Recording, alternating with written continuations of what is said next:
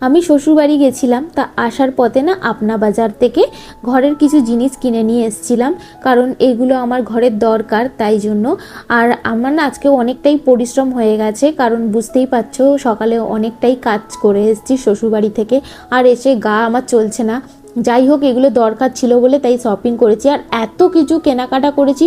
Total bill এসছে 700 টাকা। আর আমি অন্য জায়গা থেকে যখন বিল করি না, মানে এত কিছু নেই, আমার 1,500 টাকার মতন শপিং হয়, কিন্তু জানি না কেন আপনা বাজারে এত সস্তা পেলাম। যাই হোক, দেখো সুমিত যাচ্ছে অফিস, নিয়ে যেতে ভুলে গেছে রুমাল, তাই আমি একটা ব্যাগের সাহায্যে নিচে দিয়ে দিলাম, ও রুমালটা নিয়ে চলে যাচ্ছে অফিসে।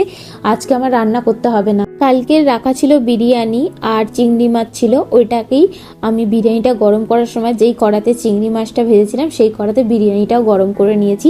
আজকে আমার লাঞ্চের থালিটা একটু মিসম্যাচ আছে। এটা আছে এঁচড় চিংড়ি, আর এইটা হচ্ছে পেঁয়াজ আর ধনেপাতার চাটনি আর চিংড়ি বিরিয়ানি। তো এইটাই আছে আজকে আমার দুপুরের খাবার। তোমাদের আজকে দুপুরের খাবারটা কেমন লাগলো দেখতে অবশ্যই কমেন্টে জানিও। আর যারা আমার শ্বশুরবাড়ি ব্লগটা দেখোনি, প্লিজ তোমাদের রিকোয়েস্ট করবো অবশ্যই দেখো। চলো, দেখা হচ্ছে পরবর্তী ব্লগে।